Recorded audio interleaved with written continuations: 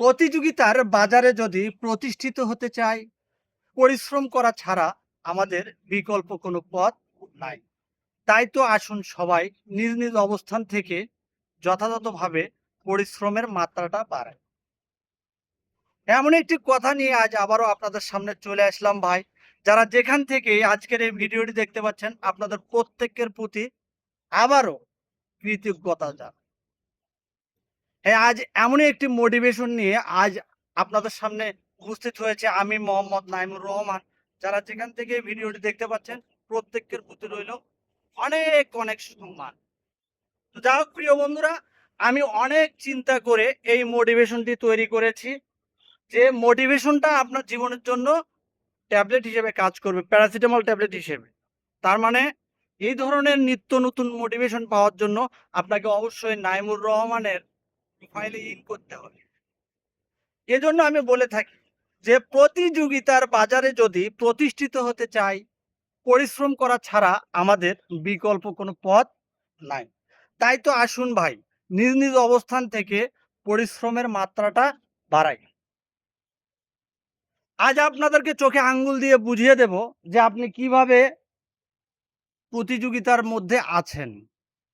ধরেন আপনি যদি একজন স্টুডেন্ট হয়ে থাকেন, আর আপনি যদি রাজশাহী ইউনিভার্সিটিতে ভর্তি পরীক্ষা দিতে যান, তাহলে বুঝতে হবে যে আপনার ওই একটা আসনের পিছনে কতগুলো স্টুডেন্ট প্রতিদ্বন্দ্বিতা করার জন্য আপনার সাথে গিয়েছেন।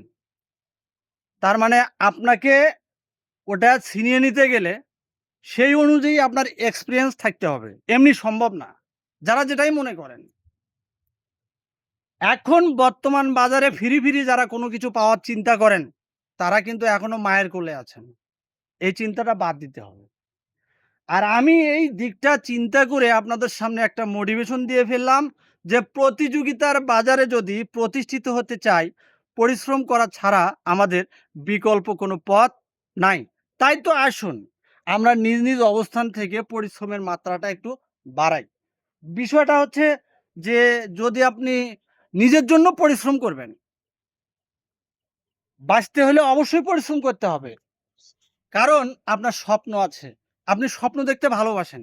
আর যেহেতু আপনি স্বপ্ন দেখতে ভালোবাসেন, সেজন্যই বলছি আপনাকে পরিশ্রম করতে হবে। পরিশ্রমী মানুষ কখনো হাঁপিয়ে ওঠেন না, পরিশ্রমী মানুষ কখনো দুর্বল হন না, পরিশ্রমী মানুষ কখনো ভেঙে পড়েন না, পরিশ্রমী মানুষ কখনো অন্যের কাছে হাত পাতেন না। বিশ্বাস হচ্ছে না? 100% রিয়াল, কিছু করার নাই। তো এজন্য আমি যেটা মনে করি সেটা হচ্ছে যে আপনার জন্য, আপনার নিজের জন্য আপনাকে অবশ্যই পরিশ্রম করতে হবে। আজ এ পর্যন্তই, সবাই ভালো থাকবেন। ধন্যবাদ।